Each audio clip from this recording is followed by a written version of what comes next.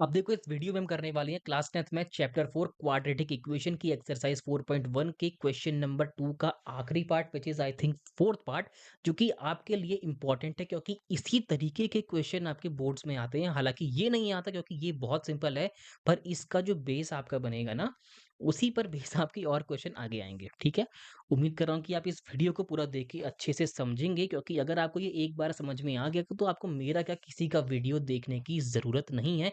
Video तब देखा करो जब कुछ नया सीखना हो।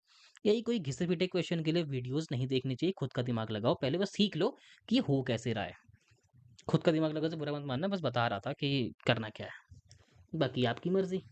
अब तो क्या बोला है, सेकंड नंबर क्वेश्चन है, फोर्थ पार्ट है। देखो क्वेश्चन में हमसे क्या बोला गया, अगर ध्यान से पढ़ोगे तो आंसर इसी में होता है। क्वेश्चन में क्या बोला गया है, अ train travels at a distance of 480 kilometre at a uniform speed. क्या बोला गया है, देखो डिस्टेंस है। मुझे क्या था, क्या डिस्टेंस है, ये मान लो ए बी। तो मान लो ट्रेन को ए पॉइंट से लेके बी पॉइंट तक जाना है। ये ट्रेन हो गई यार, लो छुक छुक गाड़ी, छुक छुक गाड़ी, ऐसा कुछ बना लो, ठीक है ना। तो ये ट्रेन है, इसको ए पॉइंट से बी पॉइंट की ओर जाना है। और इसकी ये जो डिस्टेंस है, ये कितना है, 480 किलोमीटर का है। ठीक है, यहाँ से लेके यहाँ तक का डिस्टेंस 480 किलोमीटर है। तो खुद ही सोचो, अगर मैं आपको एक बात पूछूं कि अगर ये ट्रेन 480 किलोमीटर का सफर एक्स किलोमीटर पर आवर नामक स्पीड से तय कर रही है, क्योंकि स्पीड नहीं पता ना, बोली uniform speed.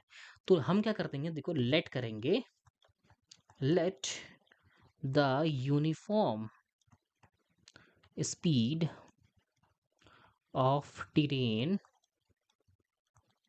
B X kilometre per hour. आप बोलोगे टाइम क्या करेंगे, देखो टाइम का बहुत सिंपल काम हो जाएगा, अभी देखना आप। मैंने क्या मान लिया कि ये ट्रेन जो है, बोला यूनिफॉर्म स्पीड से जा रही है। मुझे नहीं पता कि ट्रेन की यूनिफॉर्म स्पीड क्या है, तो मैंने उसे लेट कर लिया, let the uniform speed of train be X kilometre per hour. तो ये ट्रेन 480 किलोमीटर का सफर X kilometre per hour speed से तय कर रही है, तो इसे टाइम कितना लगा हमें ये भी नहीं पता। तो टाइम को हम टी मान लेंगे। तो अगर मैं आपको इस सिनेरियो को अच्छे से एक्सप्लेन करूं, तो हमें पता है कि टाइम का फॉर्मूला क्या होता है। पता है मुझे, टाइम इक्वल टू क्या होता है, डिस्टेंस अपॉन स्पीड होता है। ठीक है, तो ट्रेन को टाइम लगा टी, डिस्टेंस था 480 और स्पीड थी एक्स, तब जाके वो टी टाइम पर पहुंच गई। इतना बात आपको समझ में आ गया है, तो आगे की कंडीशन समझने के लिए आप तैयार हैं। क्वेश्चन में हमसे आगे ये बोला गया, लिख देता हूँ अकॉर्डिंग टू क्वेश्चन। हमसे ये बोला गया है इक्वेशन बनाने के लिए कि अगर 480 किलोमीटर का डिस्टेंस ही ट्रेन तय कर रही है, बट उसकी स्पीड इस बार 8 किलोमीटर पर आवर कम है, तब उसको नॉर्मल टाइम से 3 घंटे ज़्यादा लग रहे हैं। समझे कुछ बात मैंने क्या बोला, अच्छे से एक्सप्लेन कर दोबारा से। इसको मिटा रहा हूँ मैं, ध्यान से सुनना मैंने क्या बोला। अगर ये समझ गए ना, तो ऐसा क्वेश्चन और भी आते हैं, इसी में एरोप्लेन, इसी में बोर्ड, सब कुछ घुसेड़ देंगे ये लोग, पर आप समझ जाओगे कि होता कैसे है। तो फर्स्ट ऑफ ऑल लिखना तरीके से अकॉर्डिंग टू क्वेश्चन। हमको बोला गया है कि कंडीशन में क्या बोला गया है, if the train would be, क्या था क्वेश्चन, हाँ देखो, if the speed had been 8 kilometre per hour less, then it would have taken 3 hours more to cover the same distance, find the speed of the train. ठीक है, अब देखो ना, question में हमसे क्या बोला गया है कि अगर ट्रेन की स्पीड 8 किलोमीटर प्रति घंटे से कम होती, तो उसी सेम डिस्टेंस को तय करने में ट्रेन को 3 घंटे और लग जाते। ये देखो, इसको ये मैं मार्क कर रहा हूँ, इसको ध्यान से देखना बस।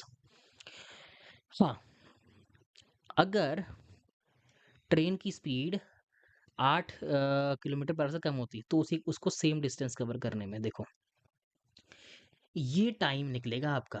क्या बोला मैंने, डिस्टेंस अपॉन स्पीड टाइम होता है। तो ये जो है ना, अगर कंडीशन ऐसी है कि नॉर्मल स्पीड में 8 किलोमीटर पर आवर कम है, यानी कि ट्रेन स्लो है, तो ऑब्वियस सी बात है, जो धीरे होता है उसको टाइम ज़्यादा लगता है। तो अगर 480 किलोमीटर का डिस्टेंस ट्रेवल करने के लिए ट्रेन की स्पीड इस बार 8 किलोमीटर प्रति घंटे से कम हो गई है, तब जाकर उसे नॉर्मल टाइम से 3 घंटे ज़्यादा लग रहे हैं। मुझे टी का वैल्यू पता है ना, 480 अपॉन एक्स है, पुट कर दो यहाँ पे। अगले पेज में बता रहा हूँ।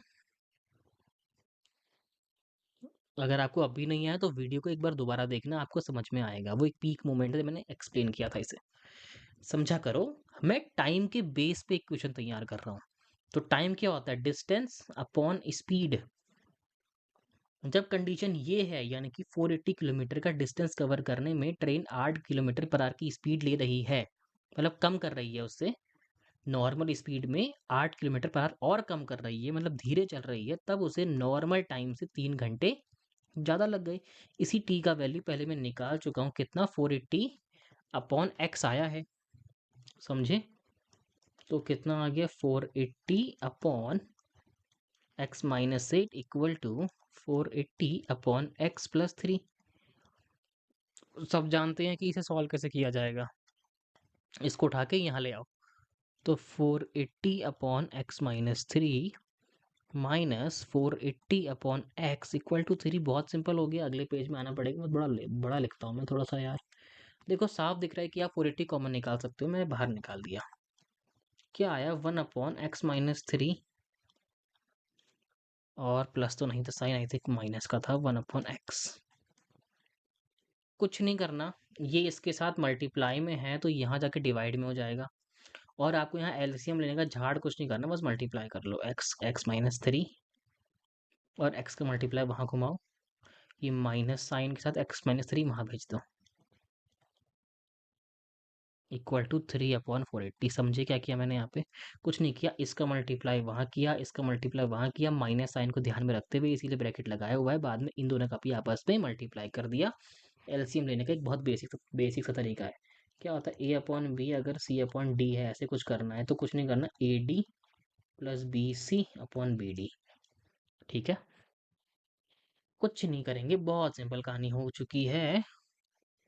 अगर मैं यहाँ पे नीचे आऊँ तो कितना बन जाएगा देखिए, x x minus minus plus, minus से ब्रैकेट खुलता है तो ब्रैकेट के अंदर की चीज़ जो नेगेटिव पॉजिटिव बन जाएगी, जो पॉजिटिव है नेगेटिव बन जाएंगी, तो प्लस का 3 हो जाएगा, अपॉन कितना हो जाएगा, सॉरी क्या कर दिया, ये 3 नहीं है, ये 8 है। हालांकि इतनी बड़ी गलती नहीं है, बाद में नोटिस कर ही लेते हैं हम लोग। ये एक्स प्लस 8 है भाई, करना 3 वरना 3 कैंसिल हो रहा था ना, तो कितना आ गया 8 आ गया, एक्स एक्स कैंसिल हो गया, तो यहाँ एक्स स्क्वायर माइनस 8x आ गया। ठीक है, 8 से कम किया था ना, ठीक है। अब इसे काटो, 3 वन सा 3, 3 160 से जाएगा पूरा का पूरा, तो 1 अपन 160 आ गया।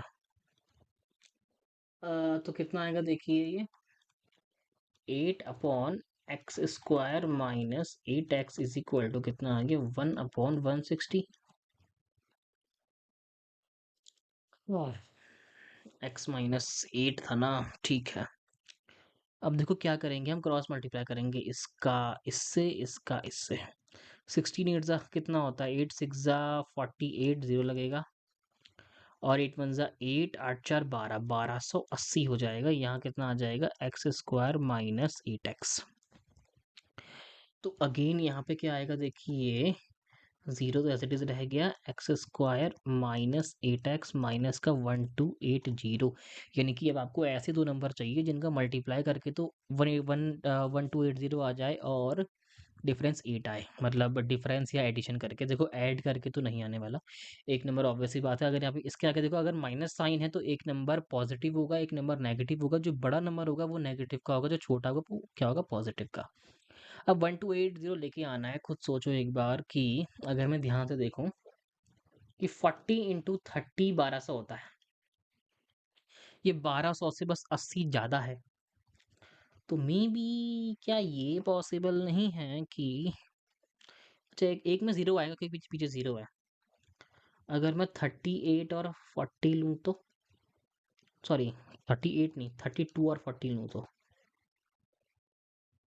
देखें 32 और 40 देखते हैं क्या जाता है। 4 जीरो, सब जीरो ही हो गया, तो जीरो छोड़ो, 4 2 8, 4 से 12 ये पहले ही बन गया। कुछ नहीं किया, देखो दिमाग क्या लगाया मैंने, कुछ नहीं किया। मुझे इतना पता है कि 40 और 30 का मल्टीप्लाई 1200 के बहुत करीब आता है, स्क्वायर का नहीं लिया मैंने। ठीक है, 40 और 30 का मल्टीप्लाई कितना आता है, 1200 के बहुत करीब आता है, मुझे उससे थोड़ा ज़्यादा चाहिए। तो मैंने क्या किया, देखो क्योंकि इसके पीछे जीरो है तो इन दोनों में से, यानी कि दोनों जो दो नंबर आएंगे अपने, उनमें से एक के भी जीरो होगा, तो मैंने बड़ा नंबर ले लिया जीरो, बड़ा नंबर लिया और बाकी को छोटा किया। ठीक है, 32 और 40 डिफरेंस भी 8 है, और इनका मल्टीप्लाई मैंने चेक कर लिया 1280। बाकी आप चाहते तो इसे एलसीएम लेके कर सकते थे, हालांकि वो आपको लंबा पड़ जाता। ये चीज़ें ना आपको प्रैक्टिस से आएंगी, ठीक है, ये आपके खुद ही एक ऑब्जर्वेशन तैयार हो जाएंगी अंदर ही अंदर। तो एक्स स्क्वायर देखो, क्योंकि यहाँ इसके आगे नेगेटिव चाहिए तो मतलब मैं 40 माइनस का लूँगा और प्लस का 32x लूँगा और माइनस का 1280 ले लूँगा और मैं इसको पीछे लिख दूँगा, नहीं पीछे कह रहा हूँ अगले पन्ने में लिख दूँगा। तो एक्स स्क्वायर देखो माइनस का 40x प्लस का 32x, दोनों का डिफरेंस माइनस का 8 आएगा, माइनस का 1280 इक्वल टू 0। अब यहाँ पे पेयरिंग कर दूंगा तो ऑब्वियसली बात है, यहाँ 40 आया तो यहाँ 40 आएगा, बिना किसी झिझक के कर देंगे। तो एक्स एक्स एक्स माइनस 40 हो जाएगा। 32 को मैं निकालूंगा तो अभी मल्टीप्लाई किया भी था, 32 इंटू 40 1280 होता, तो एक्स माइनस का 40 हो जाएगा इक्वल टू 0। और एक्स प्लस 32 और एक्स माइनस 40, तो एक्स इक्वल टू कितना आ गया आपका 40 और माइनस का 32। अब देखो स्पीड तो प्लस में ही लेते हैं क्योंकि speed is a scalar quantity, but अगर बोलता वेलोसिटी तो ये नेगेटिव हो सकती थी। तो फिलहाल जो हम आंसर मानेंगे वो हो जाएगा 40 kilometre per our will be the speed of the train. ठीक है, एक बार ट्राई करके देखें, इसे वेरीफाई करते हैं। चलो वेरीफाई तो हम करते ही है ना, अपना स्टाइल है वो। 480 बाय नॉर्मल स्पीड 4, तो 12 घंटे लगते थे।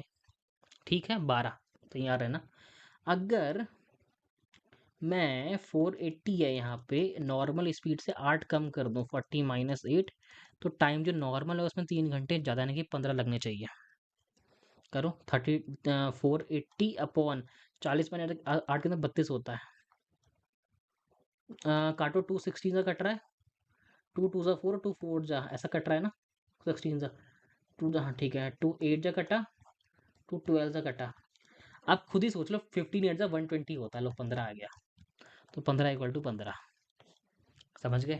ये आपको करके नहीं दिखाना है कहीं, बस बता रहा था कि वेरीफाई करके भी आप निकाल सकते हो कि आपका आंसर सही है कि गलत है। उम्मीद करता हूँ कि आपको ये क्वेश्चन भी अच्छे से क्लियर हो चुका होगा। अगर हो गया है तो नीचे कमेंट कर देना कि हाँ मुझे आ गया, हैशटैग यस बोल दीजिएगा। और बाकी अगर आप क्वेश्चन नहीं आया तो नीचे कमेंट करना, वहीं पे आपको अच्छे से एक्सप्लेन करने का ट्राई करूंगा। बाकी वरना वीडियो पूरा भी देख सकते हैं, एंड इसके पिछले वीडियोस के एंड आगे के वीडियोस के लिए इसका प्लेलिस्ट बना दिया गया है, जहाँ पे मैं शुरू से ही आपको समझाते हुए चल रहा हूँ। इसके सारे के सारे कॉन्सेप्ट, एक्सरसाइज 4.1 हो गई है कंप्लीट। इसकी बात करेंगे 4.2, यानी कि चैप्टर खत्म हो जाएगा तो उसके बाद करेंगे इसके कुछ एक्स्ट्रा क्वेश्चंस। बाकी आप ऐसा ही थर्ड और सेकंड चैप्टर भी चेकआउट कर सकती हैं। बाय।